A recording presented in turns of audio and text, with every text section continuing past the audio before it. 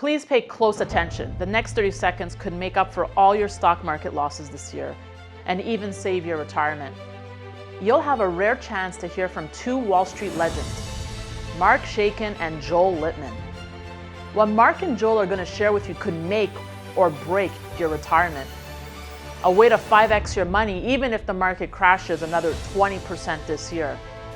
And they say what's coming before the end of the year will create and destroy fortunes depending on which side you're on. Let's face it, the stock market's been a minefield this year with the biggest sell-off we've seen in 50 years. And thanks to inflation, even cash isn't safe anymore. Your money is losing value even as we speak at a rate we haven't seen since the 1980s.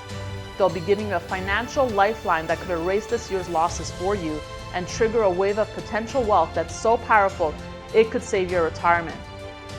For a sneak peek of Mark and Joel's big reveal, go to perfectstock2022.com. Again, that's perfectstock2022.com. Hi, this is Daniela Cambone, and welcome back to another very special episode of the Daniela Cambone Show. Please welcome back my guest, Rick Rule of Rick Rule Investment Media. Rick, always good to see you. Welcome back. Daniela, I'm delighted to be back. Thank you for having me. Well, I know offline we were saying there are no shortage of conversation topics right now, and it's almost difficult to know, can we cover all this at the time we have? So I thought, as a roundup, I'd like to bring up some bullet points from the last time you were on, which was a few months ago, and you were certainly right in the direction that the Fed was taking. Back then, you had said, look, the Fed doesn't have any choice but to tighten. You said with the federal debt at 125% of GDP, you're concerned that there are really no tools to fight that and that no one has the ability to fix this economy. And you also said, look, the disaster we find ourselves in today has been 20 years in the making. It's not going to heal itself in 2 weeks' time. Is this all correct? And are you still sticking to all that? I am. I'm frankly delighted that the economy has held together as well as it has in the face of higher interest rates. I didn't think that the Fed would have the ability to tighten as fast as they did. My suspicion is that the pain will continue to be felt on a more delayed basis. I think the halting sales of things like consumer durables, but more importantly, single-family residential, and certainly the malaise that you're seeing in equity markets, means that there's more pain to come. But I'm frankly delighted that they've been able to get away with as many raises as they have, if only so that they, from their point of view, have some powder dry, the ability to loosen if they think they need to. But how could things have been worse? I mean, we have the S&P that's basically melting. Like, what areas were you more concerned for? Daniela, I lived through the decade of the 1970s. I lived through a period where the prime interest rate exceeded 15%, where the first mortgage rate exceeded 17%. And believe me, it can get worse than this. The pain coming out of the inflation of the 1970s, the Volcker-induced pain, while it was necessary, was severe. The misery index, as they called it in those days, which was the sum of the U.S. 10-year Treasury rate and the rate of inflation and unemployment, was spectacular. So as painful as this has been for some, it is only a down payment on the pain that we might have expected had they totally lost control. I realize that's a small measure of relief for people who are suffering pain this time. Yeah. Well, to that point, that brings up what I want to bring up next, is a quote from Steve Forbes, who we both know well, who was speaking earlier this weekend, and he said, look, you don't have to make people poor to combat inflation. I just want to read the quote here. He says, today, unfortunately, not only is the Biden administration putting up obstacles to deal with supply side problems, But the Fed and other central banks think you have to depress the economy to bring inflation down. So basically disputing the idea that a recession is the only solution to combat inflation. They do it by artificially raising interest rates so they have fewer people employed. That is not the real cure. For him, he says the real cure is to stabilize the currency. You don't have to make people poor to conquer inflation. Do you agree with these tactics that he suggests, stabilizing the currency, Rick?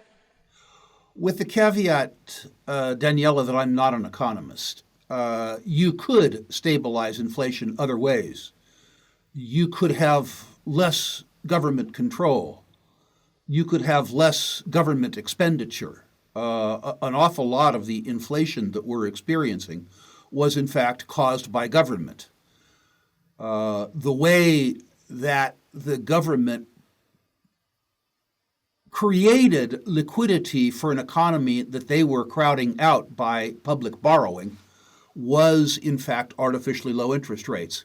I don't believe that the current political situation in the United States would allow the Fed to reduce inflation by the way that Mr. Forbes suggests.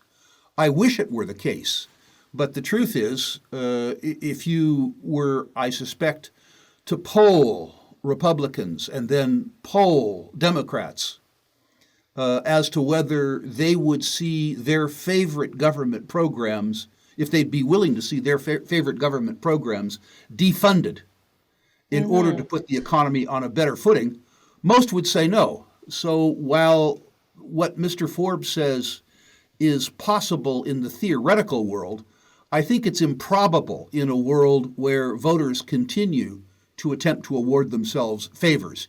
You must either have fiscal controls or monetary controls. Very well said. And to that point, I want to bring up the fact that the presidential election will be here quicker than we know. And we all know you can't win a presidential election under austerity measures and cost cutting, and people perhaps losing the social services they want. And you certainly cannot win an election with a recession or a plunging stock market. So how does this play out? How long are they going to raise rates?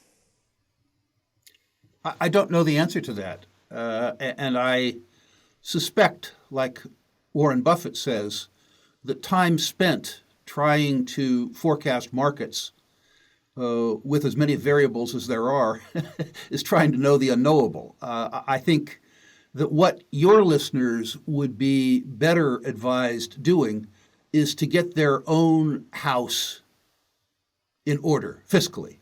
The idea that we're going to get the American house in order fiscally seems to be a non-starter. So my suspicion is that investors must acknowledge the fact that the political class doesn't have their interests at hand, and organize their own lives in a way that they can defend themselves as well as possible, given the circumstance that faces us. All right. Fantastic. Let's break that down. And I want to bring up that one of our most popular conversations ever is when Rick Rule signaled that cash would be vital in the days of dramatic reckoning. Look at the strength of the, Last year, you'll recall in several interviews that we had, Daniela, that I said that while cash imposes immediate pain, in the sense that the deposit interest rates that you get paid guarantee you a loss after inflation, you have to have cash anyway. Because in a period of declining liquidity, particularly if we have a replay of 2008, the cash will give you the tools and perhaps the courage to take advantage of a situation rather than being taken advantage of. It is true that you are, after inflation, losing 4 or 5% of your purchasing power holding cash. But I have two observations. That negative interest rate that you suffer is really an option premium to allow you the liquidity to take advantage of the illiquidity of others. And as we have seen in 2022, losing 5% beats the hell out of losing 20% in other asset classes. So I continue to say that investors, despite the pain, must continue to be liquid. For me personally, Daniela, not for many of your listeners, but for me personally, that liquidity includes gold. I include it because I am willing to sell my gold, use it as liquidity, if a different asset class becomes more attractive to me. Many investors, if they bought gold at 1,800, are unwilling to sell it at 1,650, even if there is a more suitable opportunity on the horizon, because they don't want to quite, quote, take a loss.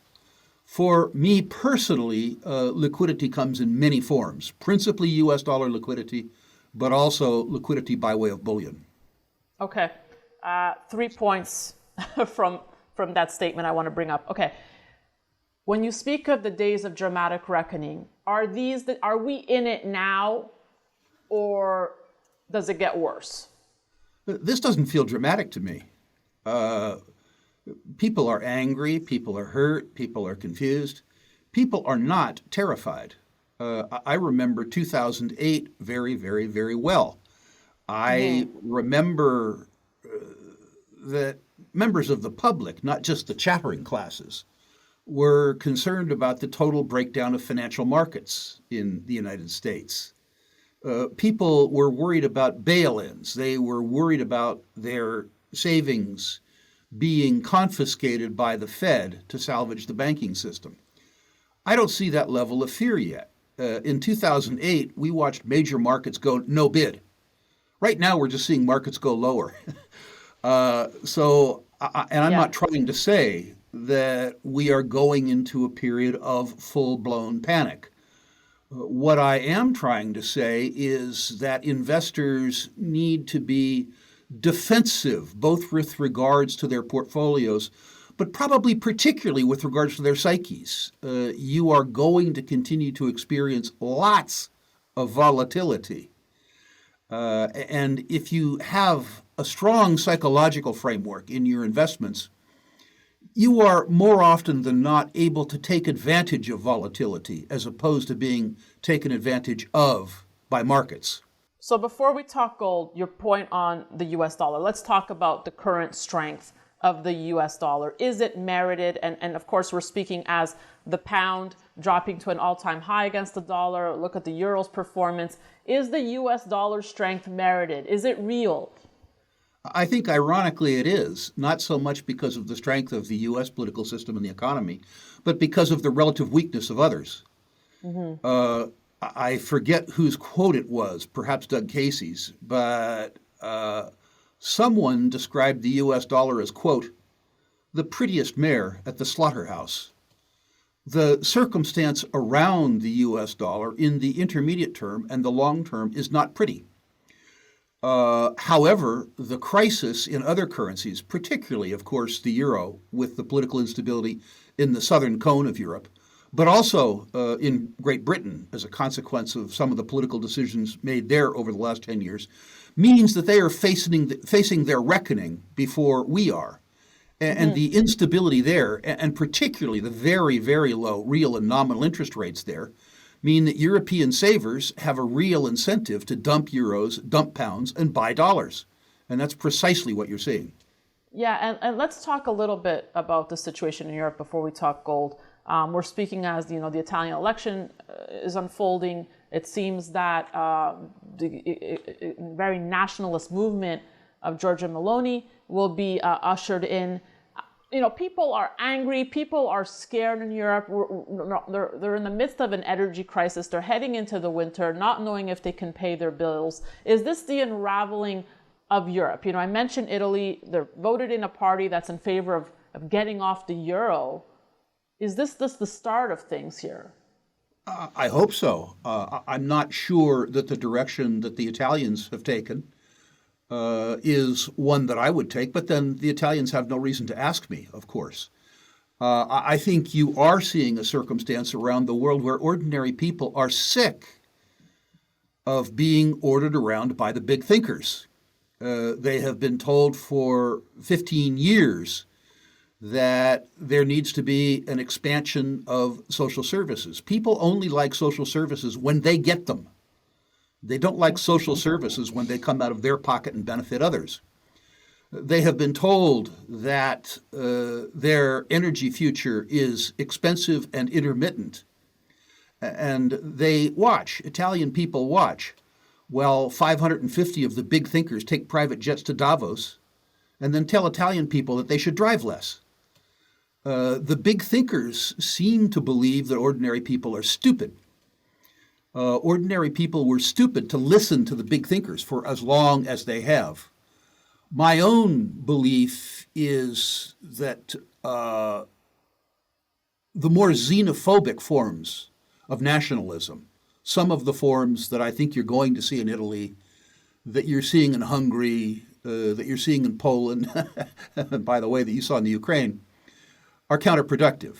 I think a world that is less regulated, a world that is more diverse, and I'm not trying to be woke, a world where the free movement of goods and services is encouraged, is a richer world. But a world where that freedom is manipulated to the advantage of the political class is a world that gives us what we're experiencing today. Europe is going to have some real challenges. Yeah. From a fiscal point of view, if you look at the combined debts of countries in the European Union relative to the economic surplus that Europe generates, they're in worse shape than the United States is, and the United States is in bad shape indeed. In addition to that, the Europeans have been sold on politically correct energy, which is to say, in Germany, as an example, relying on solar, where the sun doesn't shine. The consequence of that and the conflict in the Ukraine means that this is going to be potentially a very challenging period for Europe. Challenging perhaps for the Southern Cone in particular, because the Southern Cone has relied on subsidies from Northern Europe. Northern Europe perhaps can't afford those subsidies anymore. One of the things that the Italians are angry about is they're being asked to pay their own bills. Something that always bothers voters. Very well said, Rick. So let's touch back to your point about gold, how you like gold these days. I know a lot of investors are frustrated by the price of action of gold. If I could share my opinion, I just see it, as you say, it's on sale right now, if you were to look at it that way.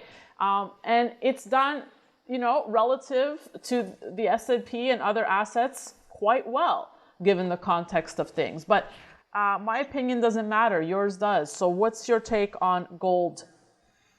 Well, first of all, it's a personal opinion. I sleep better owning gold. And at 69, sleep is an important thing.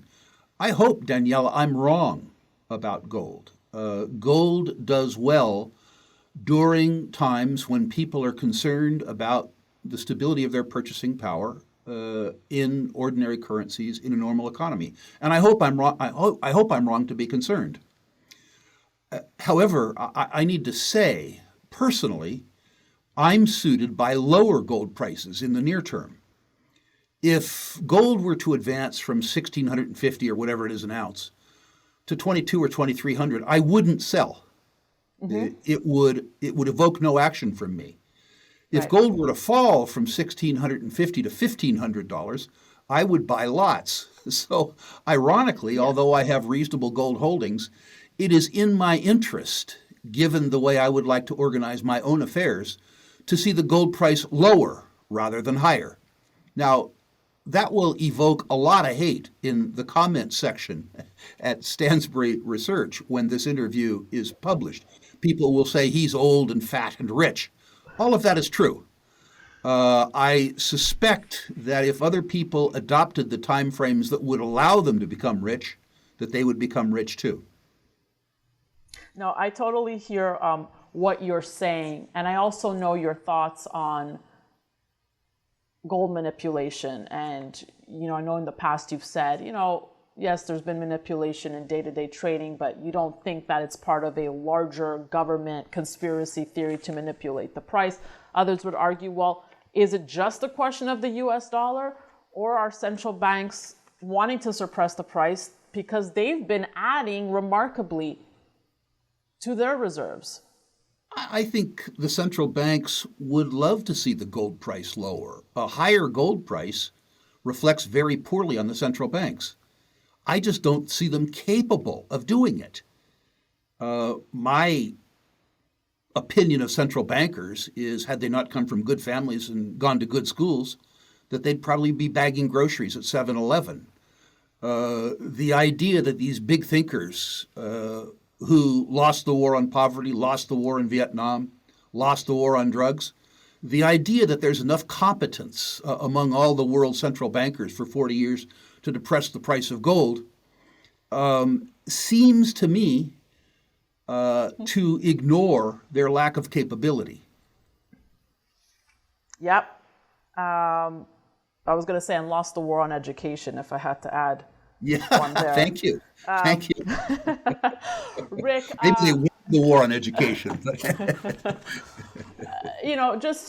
As we wrap this interview, I guess just, final thoughts for all the viewers who absolutely love you and tune in to hear what you have to say here.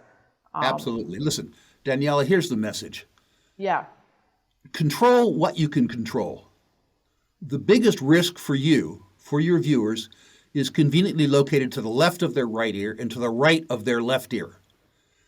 Exercise common sense. Buy high-quality companies that generate lots of free cash and have decent balance sheets. Own whatever type of liquidity appeals to you. Live within your means. Buy a piece of real estate, not because real estate always rises. Buy a piece of real estate because you expect the rents to rise and you expect your return on capital employed to increase while your cost of capital decreases. If it doesn't, don't buy it. This is all simple stuff. In terms of what I do for a living, natural resources and to a lesser extent conventional financial services, these are businesses that over the next few years should do very well. We have underinvested in exploration. We've underinvested in pipeline. We've underinvested in construction and development, and we've done it for 30 years. That's right. We are coming into a supply cliff. That supply cliff may very well be delayed by a recession or a depression. Delayed is not the same as obviated. So pay attention to the fact that we're coming up on a supply cliff in natural resources. So include natural resources in a portfolio. Investing is largely about discipline and common sense. And any of your listeners whose fear causes them to go into a cocoon, which is to say to do nothing, not to take control of their financial future, will certainly lose. But don't be afraid of the economy because of Biden or because of Trump. Be afraid of the economy because you haven't done the work yourself to take advantage of the situation rather than being taken advantage of. Thank you for that, Rick. And just a point, if you could add to the topic of real estate, because I've been getting so many emails from perhaps younger audience members who are deciding whether they should be buying a house in this market or not, or just keep renting. Any thoughts there? I think real estate is going to be less easy for a while because interest rates are rising. Real estate for most people is a capital-intensive business, and usually you use other people's money. And the implied rent associated with ownership is high. I don't think that there's a one-size-fits-all answer to that. I think it has an awful lot to do with individual circumstance. This will get me a lot of hate, but I think it has to do with gender, too. When I was a young man, a house was an investment. I found out for my wife a house was a home. So there were very, very different orientations. And I think you need to take all of that into account. When I spoke of real estate, I was really talking about investment real estate, where the value proposition is what can you do as an operator to increase rents, and can you increase your return on capital employed with a fixed mortgage at the same time that your cost of funds stays low. In other words, the delta between the return on capital employed and the cost of capital grows over time. I think for most people who aren't real estate professionals, that period's over for a while. I sold my own passive portfolio of developed real estate about 18 months ago, not anticipating the decline that we've seen, but rather anticipating the end of declining interest rates. Turns out, accidentally, I was right. People are going to have to make up their own decision, and I believe that people who are good at the real estate business will do well. I don't happen to be one of those. Why do I doubt that? But Rick, what can I say? I appreciate you always coming on, and please come back soon. I feel this was too long of a time I hadn't spoken to you. I was telling you offline. We can't go this long without speaking. Well, it's always good for my image to have. It's always good for my image to have interviews with you because you ask me such great questions. Daniela, I'd like, if I may, to repeat the offer that I've often made. I love talking to your audience, and I like to give them an incentive to do so. Any of your audience that goes to my website, ruleinvestmentmedia.com, if you list your natural resource stocks, I personally will rank them 1 to 10, 1 being best, 10 being worst. I also, as you know, Daniela, am celebrating retirement by starting a new bank. If you want to hear about my bank and how we might help you survive the next 10 years better, in the question and comment section, write bank. Finally, if you're an accredited investor, I've taken to telling people, for no charge, at least so far, about the private placements I'm participating in. I just send out the information. Turns out it's perfectly legal now that I'm not a broker. If you're an accredited investor and you care about speculating, write down placements. So rankings, bank, placements at ruleinvestmentmedia.com. And Daniela, I would love to visit more often. Well, the invitation is always there, and I'm sure I'll see you in person soon, somewhere in the world. Rick, thank you so much, always. A pleasure, and I love your new studio in Manhattan. Good for you. Thank you. Appreciate that. And thank you all for watching. We'll have more great content coming your way, so be sure to stay tuned to the Daniela Cambone Show here on Stansberry Research. And don't forget to sign up for all these awesome interviews at danielacambone.com so you don't miss a beat. That's it for me. Thanks for watching.